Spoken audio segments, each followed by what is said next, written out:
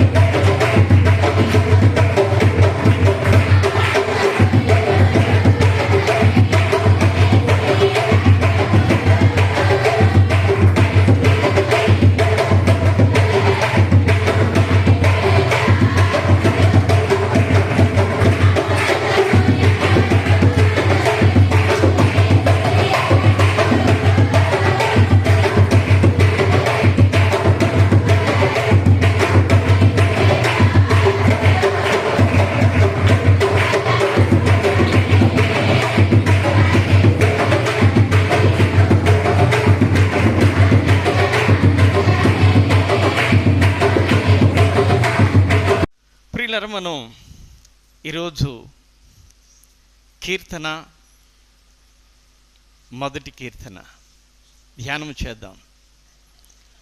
అనేక పర్యాయాలు మనం ఈ లేఖన భాగాలు చదువుకున్నాం, చాలా సందర్భాల్లో ఈ మాటలు విని ఉన్నాం. ఈ రోజున మరొక్కసారి అందులో ఉన్న సారాంశాన్ని మనము మరొక్కసారి జ్ఞాపకం చేసుకోవడానికి సిద్ధపడదాం. ఈ కీర్తన, మొదటి కీర్తనలో మనం 4వ వచన భాగాన్ని ఒకసారి చదువుకుని ముందుకు వెళదాం. దుష్టులు అలాగనుండక అని అన్నాడు. అంటే మొదటి భాగంలో దేవుని పిల్లలైనటువంటి వారు ఎలా ఉండాలో తెలియపరిచాడు. దేవుని పిల్లలు ఎలా ఉండాలో తెలియపరిచాడు. ఇప్పుడు ఇక్కడ 4వ వచనానికి వచ్చేసరికి దుష్టులు అలాగ ఉండరు అని అంటున్నాడు. దీన్ని బట్టి మనం గమనించాల్సింది ఏంటంటే, దేవుని పిల్లలు ఎలాగ ఉండాలని చెప్పాడో అలాగ ఉండని వారందరూ దుష్టులే అనేది మనం గమనించాలి. దుష్టులు అంటే మనం చాలా సందర్భాలలో మనకున్న ఆలోచన బట్టి ఎవరెవరినో మనం దుష్టులుగా అభివర్ణించుకుంటూ ఉంటాం. కానీ పరిశుద్ధ గ్రంథం ఎవరిని దుష్టులుగా అభివర్ణిస్తూ ఉంది, ఎవరిని దుష్టులని సంబోధిస్తూ ఉంది అనే విషయాలు మనం చాలా జాగ్రత్తగా పరిశీలన చేయగలగాలి. ఇక్కడ దుష్టులు అలాగా ఉండక అని అన్నాడు కనుక, ఇప్పుడు దేవుని వారైన వారు ఎలాగా ఉంటారో ఇది మనం గమనించాలి. ఏమండి, దేవుని వారు ఎలాగ ఉంటారో గమనించాలి. ఇప్పుడు మొదటి వచనం నుండి ముందుకు వెళ్దాం. దుష్టుల ఆలోచన చొప్పున నడవక, పాపుల మార్గమున నిలవక, అపహాసకులు కూర్చుండే చోటను కూర్చుండక. దేవుడు చెబుతున్నాడు తన పిల్లలైనటువంటి వారితో, మీరు దుష్టుల ఆలోచన చొప్పున నడవకూడదు అని చెప్పి ఆజ్ఞాపిస్తూ ఉన్నాడు. దుష్టుడు అనే మాటకు అర్థమే చెడినవాడు అని అర్థం. చెడిపోయినవాడు. చెడిపోయినవాడు అంటే దేవుడు మనిషిని ఒక క్రమమైన పద్ధతిలో చేశాడు. మనిషిని మనిషిగా జీవించమని ఆజ్ఞాపించాడు. ఈ రోజులో మనం చూస్తున్నప్పుడు మనిషి దుర్మార్గుడుగాను, ఏమండి, మనిషి పశువు కంటే నీచమైన వాడుగాను మారిపోయాడండి. చాలా సందర్భాలలో మనము ఆ పక్షులను కానీ జంతువులను కానీ మనము చూస్తూ ఉంటే వాటిలో ఉన్న ప్రేమ, ఉదాహరణకి కొన్ని జీవులను చూస్తూ ఉంటాం, కుక్కల్ని కోతుల్ని ఈ మధ్య మరి తరచుగా చూస్తూ ఉన్నప్పుడు వాటి పిల్లల మీద ఉన్న వాటికి ప్రేమ ఎంతో ఉన్నతమైనది. ఈరోజున మనము మన పిల్లల మీద అంత ప్రేమను కనుపరచలేకపోతున్నాం. ఆ పిల్లల్ని కాపాడుకోవడానికి అవి ఎంతగానో ప్రయాస పడుతూ ఉంటున్నాయి. ఈ రోజున మన పిల్లలు చెడిపోతుంటే మనమే ఇష్టపూర్వకంగా చెడిపోయే వారముగా తయారైపోతున్నాం.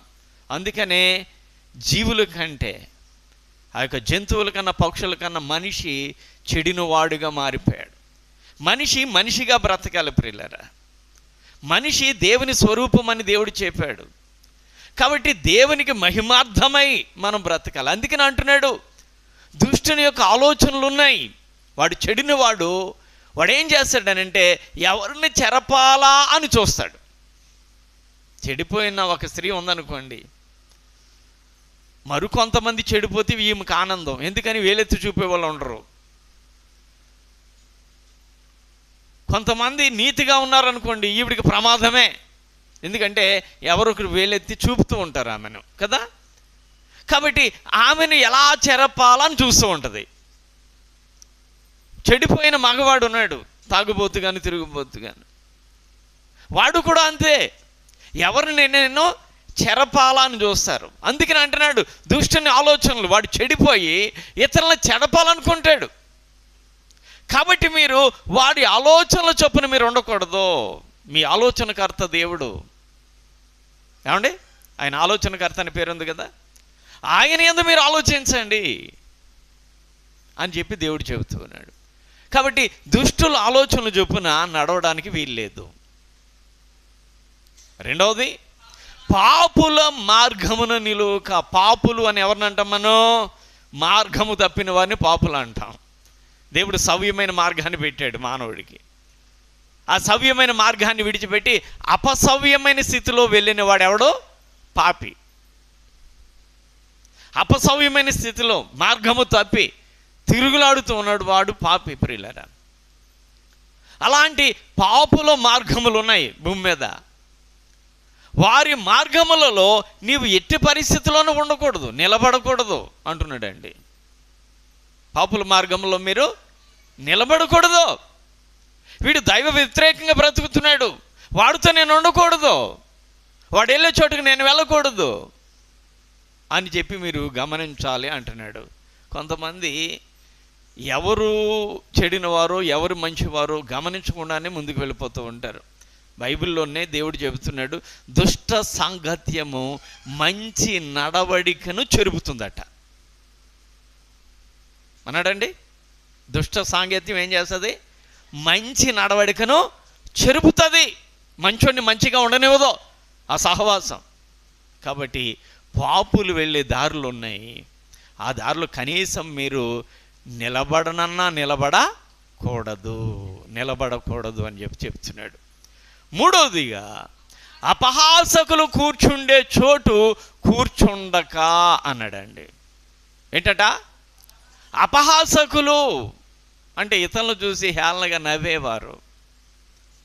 ఏమండి, కొంచెం అందంగా ఉన్నవారు అందం లేని వాళ్ళని చూసి పక్క నవ్వుతూ ఉంటారు. చూడరా వాడు ఎలా ఉన్నాడు, చూడరా అది ఎలా ఉందని నవ్వుతూ ఉంటారు. రూపం ఇచ్చింది ఎవరు? దేవుడు అన్నాడు, కుంటివారిని కానీ గుడ్డివారిని కానీ అంగహీనులు కానీ బలహీనులు కానీ బలాఢ్యులు కానీ చేసింది ఎవరో? నేనే కదా. అందరినీ చేసింది నేనే కదా. నిన్ను చేసింది నేనే, వాళ్ళని చేసింది నేనే. మరి అలాంటప్పుడు వాళ్ళని చూసి నువ్వెందుకు అతిశయిస్తున్నావు? నువ్వెందుకు గర్విస్తూ ఉన్నావు? నువ్వెందుకు నవ్వుతూ ఉన్నావు? నాకు అలా చేయటం ఇష్టమైంది, చేశాను, నా ఇష్టం అది. కుమ్మరవాడికి ఏ కుండ ఎలా చేయాలో ఆయన ఇష్టం అది, ఆయన చేస్తాడు. ఒక కొండ వచ్చి ఆయన దగ్గరకు వచ్చి నన్ను ఎందుకు ఎలా చేసావని అడగదగునా అన్నాడు కదండి బైబిల్లో. కాబట్టి అందవిహీనుడు దేవుణ్ణి అడగడానికి అవకాశం లేదు. అందంగా ఉన్నవాడు మురిసిపోయి నేను ఇలాగ ఉన్నానని ఒకరోజు నీ అందం వాడిపోద్ది, నువ్వు కూడా వాడిపోయిన స్థితిలో ఉంటావు. ఉండవా ఏమండి? ఇప్పుడు పుట్టినప్పుడు పాల బొగ్గలతోటి ఎంత చక్కగా ఉంటారో, ఆ బొగ్గలు ముద్దెట్టుకుంటూ ఉంటే మనకు చాలా చక్కగా అందంగా ఆనందంగా ఉంటుందండి. ముసలోళ్ళు ముద్దెట్టుకోండి, ముసలి కంప వస్తుంది, అవునా? అంటే ఒక రోజున శరీరం మారిపోద్ది. అందుకనే అందము చూసి అతిశయించకూడదు. బైబిల్ ఏమన్నాడు? అందము మోసకరము, సౌందర్యము వ్యర్థము అని అన్నాడా లేదా? అన్నాడుగా. అలాంటప్పుడు ఇతరులను చూసి నువ్వెందుకు నవ్వుతున్నావు? అందుకని అంటున్నాడు, అపహాసకులు కొంతమంది అజ్ఞానులు, మూర్ఖులు, వాళ్ళు ఏం చేస్తారంటే ఇతరులను చూసి ఏం చేస్తారు? అపహాసిస్తారు. అలాంటి అపహాసకులు కూర్చుండే చోటున నువ్వు కూర్చోకూడదు అన్నాడండి. నువ్వేం చేయకూడదు? అలాంటి వాళ్ళు కూర్చుండే చోట నువ్వు కూర్చోకూడదు. ఇక్కడ మనం చూసినప్పుడు నడవకూడదు, నిలవకూడదు, కూర్చోకూడదు. ఎక్కడెక్కడ అంటే దుష్టుల ఆలోచన చెప్పు నడవకూడదు, పాపుల మార్గమున నిలవకూడదు, అపహాసకులు కూర్చుండే చోటున నువ్వు కూర్చోకూడదు. నువ్వు దేవుని బిడ్డ అనబడిన నీవు ఇలా చేయకుండా మరి ఎలా చేయాలి? ఏం చేయాలి? ఎలా ఉండాలి అని అంటే చెబుతున్నాడు. ఎలాగ ఉండాలో చెబుతున్నాడు. యెహోవా ధర్మశాస్త్రమునందు ఆనందించుచు. ఏమిటట? దేవుడు తన పిల్లలు నడవాల్సిన పద్ధతిని పురాతనములోనే చూపించాడు. ఇశ్రాయేలు జనాంగానికి మీరు ఎలా నడవాలో, మీరు ఏమేమి చేయాలో అని వారికి తెలియపరిచాడు. దానిని ధర్మశాస్త్రం అని అంటాం మనం. వారు నడుచుకోవాల్సిన పద్ధతిని చూపించాడు. వారికి కట్టడలను, విధులను, ఆజ్ఞలను ఆయన ఇచ్చాడు. వాటి చొప్పున మీరు చేయండి, మీరు ఇతరుల వల్ల మీరు చేయకండి అని చెప్పాడు. కాబట్టి ఆ దేవుడు ఇచ్చిన ఆ ధర్మశాస్త్రమునట ఆనందించుచూ ధ్యానం చేయాలట అండి. ఏమండి? యెహోవా ధర్మశాస్త్రమును దివారాత్రులు దాన్ని ధ్యానించాలట, ఆనందంతో ధ్యానించాలట అండి. ఈ రోజున ధర్మశాస్త్రాన్ని మనం వాక్యానికి పోలికగా మార్చుకుందాం. ఇప్పుడు దేవుని వాక్యాన్ని దేవుని పిల్లలైన వారు ఆనందంగా ధ్యానం చేయాలట అండి. ఏం చేయాలి? ఆనందంగా. మనకి ఈ లోకంలో ఉన్న మాటలకు వచ్చే ఆనందం దేవుని వాక్యము ద్వారా రావటం లేదు, అవునా కదా? ఏమా? దేవుని వాక్యం చదివేటప్పుడు ఆనందం రావాలి, వినేటప్పుడు ఆనందం కలగాలి, దేవుని యొక్క వాక్యాన్ని అనుసరిస్తున్నప్పుడు మహదానందం కలగాలి. దేవుని పిల్లలకు ఎప్పుడు కూడా దేవుని సన్నిధన్నా, దేవుని మాటలన్నా, దేవుని పనన్నా ఆనందం, ఆనందం, ఆనందం. ప్రభునందు ఆనందించండి. నేను మరలా చెబుతున్నాను, ఆనందించండి. ఎవరి యందు? దేవుని యందు, దేవుని మాట యందు, దేవుని సన్నిధి యందు దివరాత్రులు ఆనందంగా ధ్యానం చేయండి, ఆనందిస్తూ ధ్యానం చేయండి అని ఇక్కడ అన్నాడండి. ఆనందిస్తూ ధ్యానం చేయండి, అప్పుడు మీరు ధన్యులు అవుతారు. అక్కడక్కడ కూర్చుని ఆ మాట ఈ మాట చెప్పుకొని వాళ్ళకిలాగా మీరు చెడిపోకుండా మీరేం చేయాలనంటే దేవుని వాక్యాన్ని దగ్గర పెట్టుకొని దాన్ని చదువుతూ ఆనందిస్తూ ధ్యానము చేయండి. ఎందుకని అనంటే అలా ధ్యానిస్తే ఏం జరుగుతుందో తెలుసా అని అంటున్నాడు. ఏం జరుగుతుంది? అతడు నీటి కాలువల యోరను నాటబడిన చెట్టు వలె, ఒక చెట్టుతో పోలుస్తున్నాడండి. అదే చెట్టు అనేది ఇక్కడ లేదు, కానీ నీటి కాలువల యోరన నాటబడిన చెట్టు, ఫలమిచ్చే చెట్టు. అంటే ఇతరులకు ఉపయోగకరమైన ఫలమిచ్చే చెట్టు ఇది. ఈ చెట్టు ఎక్కడున్నదంటే నీటి కాలువ. అంటే ఎప్పుడు కూడా నీటి ప్రవాహం ఆ కాలువ వెంట వెళుతూ ఉంటుందండి. అలాంటి కాలువ వారన నాటబడిన చెట్టు ఇది. ఏమండి, ఈ చెట్టుకి ఆకు వాడడం అంటే తెలియదు. ఆకు వాడదు సాధారణంగా, ఎప్పుడు పచ్చగా ఉంటుంది. ఎందుకంటే నీరు ఉంటుంది కనుక దానికి కావలసిన జీవాహారమైన నీళ్లు దానికి సమృద్ధిగా దొరుకుతాయి కనుక అది ఆకు వాడే పరిస్థితిని తీసుకురాదు సాధారణంగా. ఏమండి, ఆకు వాడకుండా అది ఎల్లప్పుడూ కూడా పచ్చగా ఉంటుంది. చాలామంది క్రైస్తవులు మా ఇల్లు పచ్చగా ఉండాలని అంటే కలబంద మొక్క ఇంటి ఎదురుగుండా గుమ్మానికి పెట్టుకోవాలి, లేకపోతే ఇంటి ఎదురుగుండా గోడకు పెట్టుకోవాలనుకుంటారు.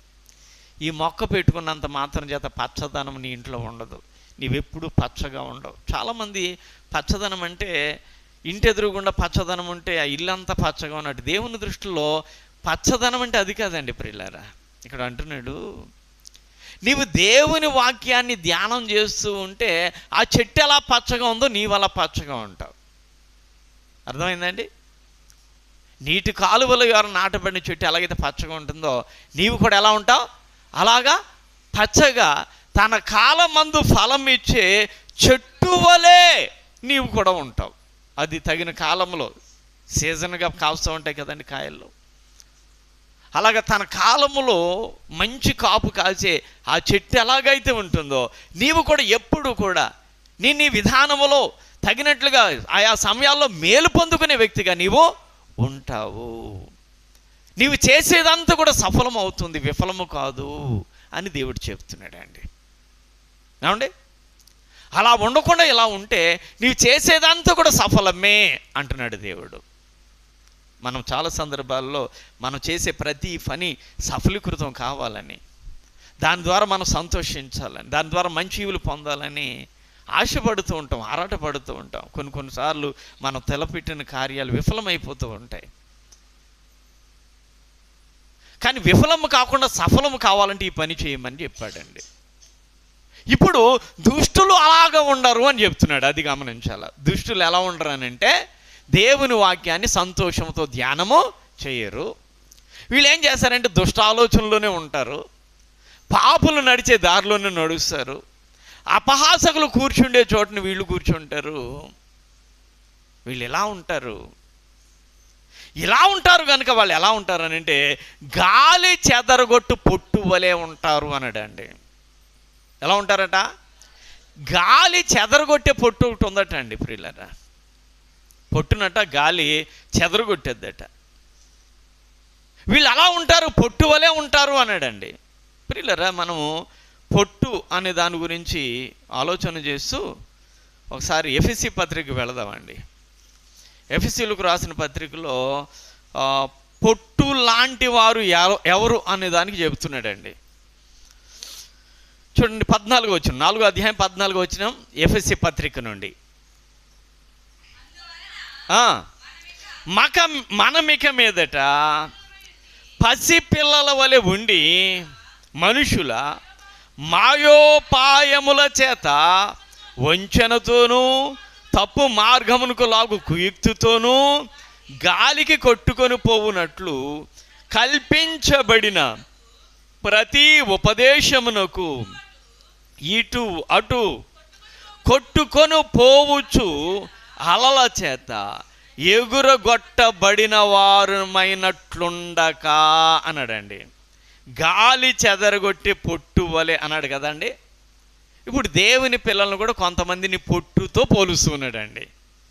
ఎవరినంటే ఇక్కడ మనుషుల మాయోపాయముల చేత వంచనతో తప్పు మార్గములు లాగు కుయుక్తితో కల్పింపబడిన ప్రతి ఉపదేశమునకు ఇటు అటు కొట్టుకొని పోవచ్చు అన్నాడండి.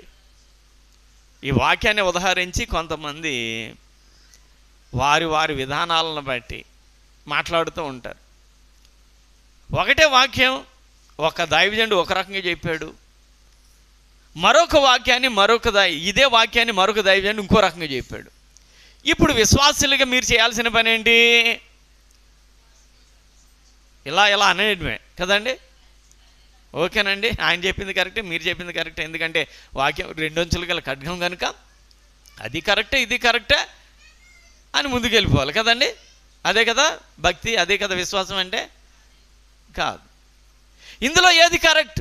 మొట్టమొదటి గమనించాలి, ఏది కరెక్ట్? రెండు కరెక్టేనా? రెండు కరెక్ట్ అయితే దీనికి డిఫరెంట్ ఉన్నదేంటి? భేదం ఉందేంటి? తేడా ఉందేంటి? తేడా ఉంటే రెండు కరెక్ట్ ఎందుకు అవుతాయి?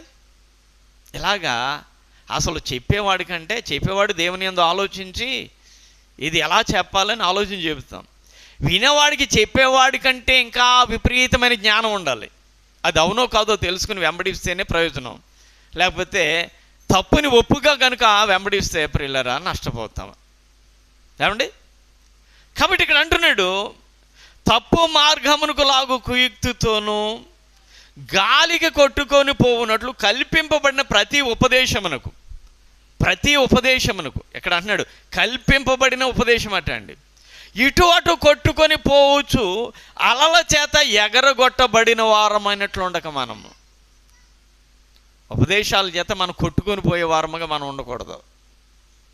ఏమండి? మనం పసిపిల్లలమైతే అలా కొట్టుకుపోతాం. తెలియని పసిపిల్లలు అంటే వాక్య పరిజ్ఞానం లేనివారని, బలమైన ఆహారం తినేవారు, నీతి వాక్య విషయంలో అనుభవం గలవారని మనకు పౌలు గారు చెప్పాడు. కాబట్టి మనం వాక్యానుభవం కలిగి మనం స్థిరమైన స్థితిలో ఉండాలి. కానీ ఈ వాక్యం చెప్పారు నేను ఇలా చేస్తాను, వాళ్ళు ఇలా చెప్పారు నేను ఇలా చేస్తానని మాటి మాటికి మన విధానాన్ని మార్చుకునేవారుగా ఉంటే అప్పుడు మనం ఎవరు అని అంటే పొట్టు లాంటి వాళ్ళం అన్నమాట అండి. ఈ పొట్టుని ఏం చేద్దండి, గాలి వచ్చినప్పుడు దాన్ని ఇసురు కొడుతుంది, ఇటు నుంచి వెళ్ళి అటు పాడుద్ది. ఎందుకంటే దానికి స్థిరం ఉండదు, స్థిరంగా ఒక చోట ఉండే అవకాశం లేదు. ఇటు గాలి వేసింది అలా పోయింది, మరలా అటు గాలి వేస్తుంది ఎలా వచ్చేద్ది. మనం అలాగా గాలికి చెదరగొట్టే పొట్టులాగా ఉండకూడదు. దుష్టులు అలా ఉంటారంటున్నాడు ఇక్కడ, గమనించండి. ఎవరుంటారు అలాగా?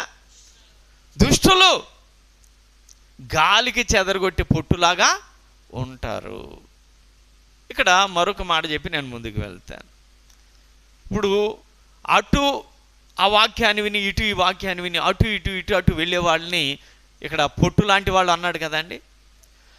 పొట్టు లాంటి వారికి ఎలాంటి గతి పడుతుంది అనేది యోహాను గారు చెబుతున్నాడు. ఏ యోహాను? బాప్తిస్మిచ్చి యోహాను గారు చెబుతున్నాడు. మత్తయి సువార్త 3వ అధ్యాయము 12వ వచనానికి రండి. ఆయన చేట ఆయన చేతిలో ఉన్నది. ఆయన తన కళ్ళమును బాగుగా శుభ్రము చేసి గోధుమలు కొట్టులో పోసి ఆరిన అగ్నితో పొట్టును కాల్చివేయునని వారితో చెప్పాను. పొట్టునట దేవాతి దేవుడు ఒక రోజున ఏం చేస్తాడనంటే అగ్నితో పొట్టును కాల్ చేస్తాడంట. అంటే పొట్టులాగా నీవు ఉంటే పొట్టును ఎలాగైతే కాల్ చేశాడో నిన్ను కూడా మరి మనం కాల్చబడే ప్రదేశం ఏది? ఏమా, మనం ఒకవేళ కాల్చబడే ప్రదేశానికి వెళ్తాం అనుకోండి, ఆ ప్రదేశం ఏది? అగ్నిగుండం, నరకం అని అంటాం మనం కదా. అంటే ఇప్పుడు పొట్టులాగా ఉన్నట్లయితే నరకానికి పోతావు అని అర్థం ఇస్తూ ఉంది, అంతేనా? పొట్టులాగా ఉంటే ఎక్కడికి పోతావు? నీవు నరకానికి పోతావు. దుష్టులు పొట్టులాగా ఉంటారు, నీవు పొట్టులాగా ఉండొద్దు అని దేవుడు అయితే మనకి చెప్పకనే చెబుతూ ఉన్నాడు ప్రియులారా. కాబట్టి మనం పొట్టులాగా ఉండకుండా బలమైన గింజల వలె ఉండడానికి మనం సిద్ధపడాలి. ఇక్కడ చెబుతూ ఉన్నాడు ఇంకా కీర్తనలో, కాబట్టి న్యాయ విమర్శలో దుష్టులు, నీతిమంతుల సభలో పాపులు నిలవరు. న్యాయ విమర్శ చేసేటప్పుడు దేవుడు అక్కడ దుష్టులు నిలబడలేరు, న్యాయ విమర్శలో దుష్టులు నిలబడలేరు.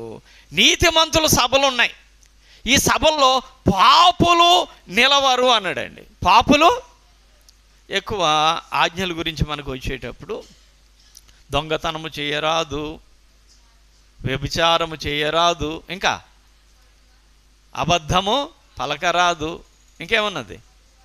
నరహత్య చేయరాదు. అబద్ధం అంటే అదే. నీ పొరుగు వారి దేన్ని ఆశించరాదు, తల్లిదండ్రులు మాత్రమే పూజించండి, సన్మానించండి అని ఉంది కదా. ఇప్పుడు వీటిలో దొంగతనం కానీ వ్యభిచారం కానీ వచ్చింది ఆజ్ఞల్లో, చెప్తున్నాం అనుకోండి. ఒకవేళ దేవుని పిల్లలుగా ఉంటూ కూడా కొంతమంది ఆ స్థితిలో ఉన్నారనుకోండి, వాళ్ళు కోపం వచ్చి ఏం చేస్తున్నారో తెలుసా?